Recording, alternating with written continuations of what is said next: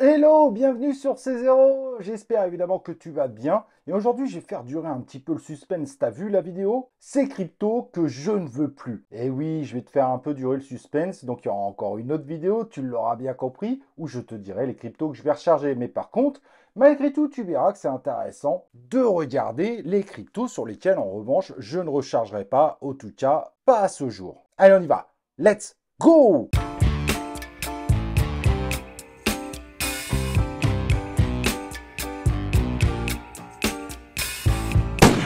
Et oui, comme je disais, donc le sujet intéressant du jour, c'est quelles cryptos sur lesquelles je ne vais pas, moi, personnellement, recharger. Et j'ai des raisons, hein, évidemment, je vais t'expliquer ces raisons. Et peut-être grâce à mes explications, cela te permettra aussi d'approfondir tes futurs investissements, donc tes futures recherches et tes futurs critères, qui seront d'ailleurs peut-être parfois différents des miens. Mais ça peut être aussi une bonne source d'apprentissage. J'ai vu une vidéo où quelqu'un disait justement sur quoi il ne voulait pas investir. Bah, je trouve l'idée très intéressante et je fais de même de mon côté. La première dans laquelle j'ai aucunement envie d'investir et dans laquelle je ne mettrai plus les pieds, et pourtant elle n'a pas fait de très mauvaises performances en 2022 contrairement à beaucoup de crypto-monnaies, c'est Tron. L'écosystème de Tron me fait de plus en plus peur. On a l'impression que cette blockchain est maintenant utilisée majoritairement pour mettre des Ponzi en place avec des mining, avec des récompenses soit USDT, soit USDD, etc., etc.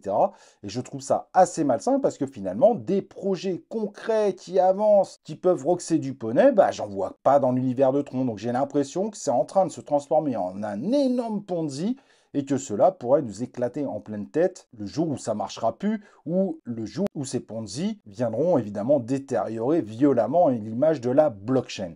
Donc pour moi, de toute façon, Tron, qui pourtant était utile dans le passé pour pouvoir faire des transferts pas chers, parce que finalement, cette blockchain était prise en compte par la plupart des exchanges et c'était la moins chère en termes de frais.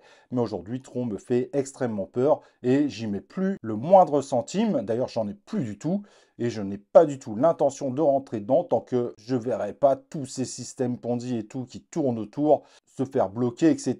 Et puis, j'ai pas une confiance spécialement très avancée pour son créateur qui d'ailleurs fait des carnages du côté de Wobi, un exchange dont il a pris la main. Et franchement, bah pour moi, Tron, c'est juste pas possible. Sur le deuxième, je vais me faire quelques ennemis, mais je vais expliquer pourquoi. Mais par contre, en revanche, je ne dis pas aux gens de ne pas investir dessus. C'est tout à fait basé sur mes critères personnels. Je ne mettrai plus une piécette non plus sur le token Ethereum au-delà de ce qui est nécessaire pour faire certaines transactions. Car en revanche, j'ai quelques tokens sur cette blockchain. Avec tous les layers 2 qui arrivent et tout, en plus, il y aura des grosses possibilités de faire autrement. Pourquoi tout simplement Ethereum est totalement sorti de mes investissements, malgré qu'il puisse quand même faire de très belles performances, mais j'ai plusieurs inquiétudes autour de cet écosystème. Et je ne vais même pas parler de l'écosystème, mais je vais parler de la blockchain elle-même. Ethereum est devenu quasiment la blockchain la plus centralisée.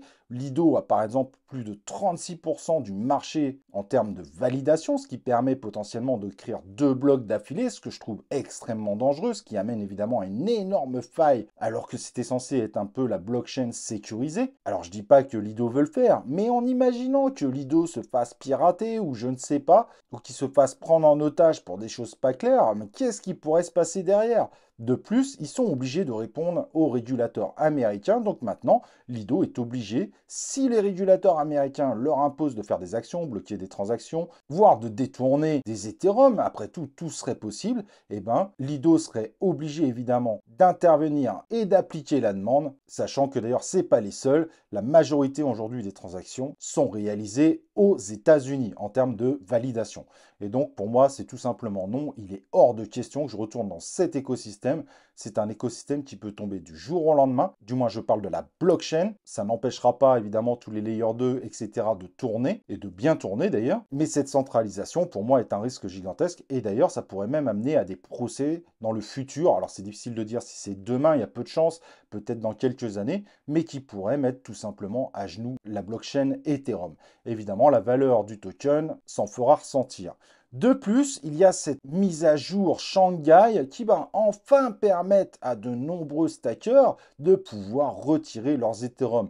Alors, s'il y en a qui les ont achetés cher, il y en a qui les ont achetés vraiment pas cher et qui ont participé directement dès l'annonce d'Ethereum 2 quasiment. Et donc, finalement, même s'ils ne sont pas très clairs, est-ce qu'on pourra retirer tous nos Ethereum ou juste partiellement? Malgré tout, il y a un risque quand même de turbulence assez forte à ce moment-là, Si le marché continue de monter gentiment et semble faire un peu oublier le bear market, voire l'hiver nucléaire, peut-être que les gens revendront pas leur Ethereum et tenteront peut-être de se dire je pourrais le revendre plus cher. Mais si finalement on repart sur quelque chose de baissier, surtout au moment de la mise à jour, ça pourrait être un carnage, ça pourrait être des ventes massives et créer tout simplement un panic sell qui aujourd'hui on a du mal à imaginer les conséquences. D'ailleurs au passage, Ethereum étant évidemment la deuxième crypto-monnaie du marché crypto, ça devrait aussi avoir malgré tout des impacts sur le Bitcoin et un ensemble de crypto-monnaies. Mais pour moi, tout simplement, tous ces éléments ne me rassurent pas. Et du coup, je vais mettre également le token de Lido, car Lido, évidemment, surperforme grâce à ça, justement, parce qu'il est un petit peu le patron d'Ethereum. Mais évidemment, cela pourrait se retourner contre Lido. Donc pour moi, ce token est également un token à très haut risque. Oui, il pourra faire de belles performances, un peu comme Ethereum, mais si un jour tout ça tombe, si un jour il y a de gros procès, qu'est-ce qui peut se passer évidemment? Et Lido sera intégralement impacté du fait de son lien extrêmement fort évidemment avec Ethereum. Les projets également sur lesquels je ne mettrai plus les pieds, bon sur le coup il y en a beaucoup dans lesquels j'ai pas mis les pieds du tout,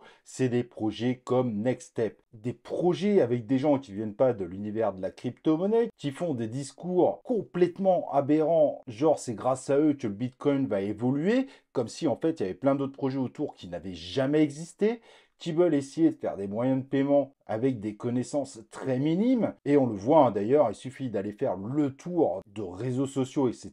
pour s'apercevoir qu'il y en a beaucoup qui se sont aperçus un petit peu de la supercherie.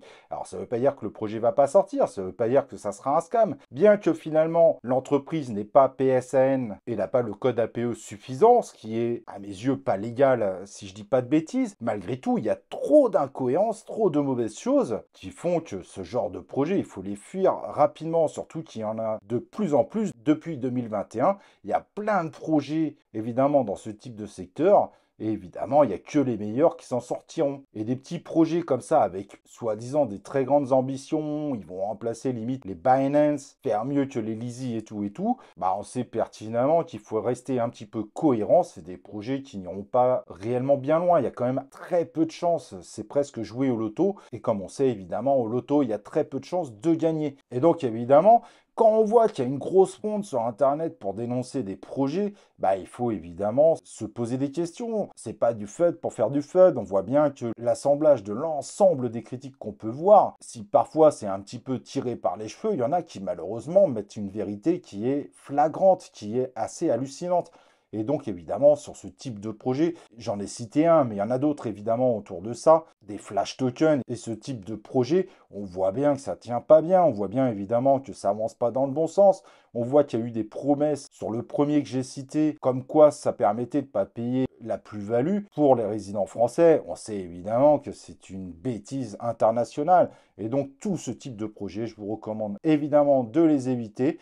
Parfois, il y a des projets où vous rentrez dedans et puis les âneries arrivent après. Et bien dans ce cas-là, il ne faut pas recharger. Et là, clairement, sur ce type de projet, je ne mettrai pas une piécette. Et même si à un moment, ça se finit par pump. La spéculation, c'est bien, ça peut faire plaisir. Mais là, c'est tellement risqué, c'est tellement énorme qu'il vaut mieux évidemment s'épargner ce type de désagrément. Les tokens comme le Bonk, par exemple, qui a fait grand bruit dernièrement, c'est pareil, c'est le type de token où j'irai pas. Autant le Dodge a confirmé, mais c'est un petit peu une tendance qui s'est fait sur de nombreuses années, autant le Shiba Inu, c'est un peu particulier, et pareil, il a conforté sa place, autant il n'y en aura pas 25 000 dans le top 10, de toute façon, il n'y en aura pas plus de 10. Donc à un moment, il faut être cohérent, il y en a des milliers qui sont sortis, ils sont tous meilleurs les uns que les autres, ils proposent tous des futurs radieux et des super projets avec des cartes, des machins, des trucs, des machins, mais en réalité, il y aura très peu de place. Et à chaque fois qu'il y en a un nouveau, il fait un petit peu oublier un ancien. Donc finalement, si aujourd'hui vous prenez celui qui a l'air hype, mais qui a jamais confirmé, dans quelques années, ça se trouve, il sera totalement oublié et puis il restera au fond des abysses. N'oubliez pas que à l'époque, il y en avait quelques-uns.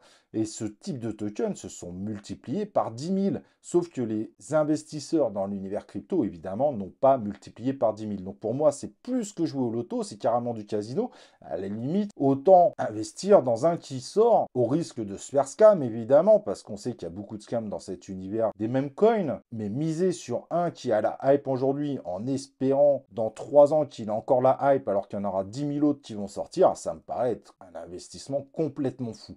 Donc évidemment, Moi, de mon côté, je ne mettrai pas une piécette sur ces projets-là. Je comprends en revanche ceux qui vont miser sur les Dodge, les Shiba Inu qui ont des particularités et qui ont vraiment solidifié à une période qui leur était favorable. Mais miser sur le numéro 3, voire potentiellement le numéro 4 pour dans 3 ans, alors qu'il y en a plus de 20 000 sur le marché, ça me paraît être complètement fou. Pour moi, ce n'est pas de l'investissement, c'est comme si vous jouez au loto avec une chance sur 1 million de gagner. Voilà, j'espère en tout cas que tout ça va t'aider. Il y aura une autre vidéo, comme je le dis, où je te dirai en revanche sur quelle crypto je vais recharger, car évidemment, sur la dernière, je n'ai pas tout dit. Il y a encore de belles surprises. N'oublie pas le like avant de partir, évidemment, de t'inscrire sur la chaîne YouTube et d'activer les cloches de notification pour recevoir les prochaines vidéos, dont mes prochains rechargements. Allez, à la prochaine sur C0.